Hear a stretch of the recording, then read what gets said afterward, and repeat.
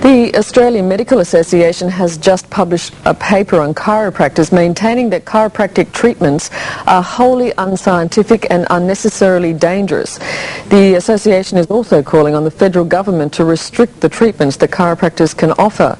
Joining us now are Dr. Brendan Nelson, the National Vice President of the AMA, and Dr. Donald McDowall, the National Spokesman for the Chiropractors Association. Good morning to you both. Dr. Nelson, if I could start with you, what is the general complaint? Would you prefer not to have chiropractors in the medical world? Well, Liz, what we've done is we've spent the last year producing a document, this document, which looks at chiropractic in Australia, and we've distributed it to all of our members. Now, our concern is not that simple manipulation should be used in the treatment of low backache and strain, but rather that chiropractors are seeking to treat conditions other than simple musculoskeletal disorders. Conditions like asthma, thyroid disease, psychiatric disorders, abdominal pain and so on, which would be a bit like me as a doctor using penicillin to treat heart attacks and other conditions. That's what we're concerned about, and we are concerned that the public may be being misled into believing that these treatments have a valid scientific basis, because they don't. Well, Dr. McDowall, what do you say to that? Well, Liz, I believe that this is another case of obstructive disinformation promulgated by the AMA. I expect that it will mostly continue, as it has in the US, until the AMA was sued and lost in court and told not to be obstructive towards involving chiropractic in community and health services. Well, first of all, do we have chiropractors treating such ailments as sinus and hay fever and psychiatric disorders? We have many people who present with a variety of conditions. Chiropractors choose to work with patients who have spinal problems, and so therefore our expertise is in locating areas of the spine that may influence the body. Now, research is being conducted extensively with many medical participants.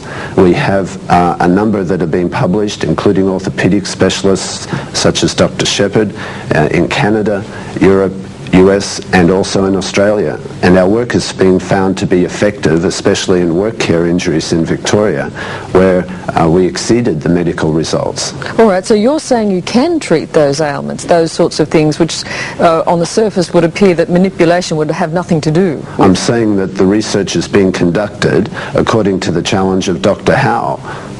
All right. Well, Dr. Nelson, you obviously don't accept any of that. Well, of course we don't accept it, Liz, and this issue, by the way, is not about the influence and income of doctors.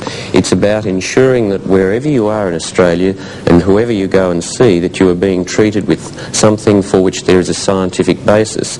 If the chiropractors want to put these proposals up that, for example, psychiatric disorders can be treated by manipulation of the cervical spine, then they should take their hypotheses to a body like the National Health and Medical Research Council or to reputable scientific investigators in Australia and have them put up for scientific scrutiny. That's the basis of our concern.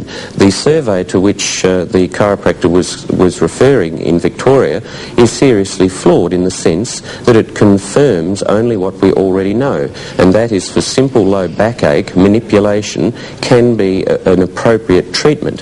However, the basis of any treatment given to a person who is in need of care is a proper diagnosis, and whether chiropractors or anyone in Australia wishes to accept it, you must have a medical practitioner make a diagnosis before you submit yourself for treatment. It's interesting, Liz, that Dr. Nelson is saying this in view of the fact that if they were providing the services for the various problems that people attend chiropractors for, we probably wouldn't be in existence. However, the services are not being provided for. The public do come to us.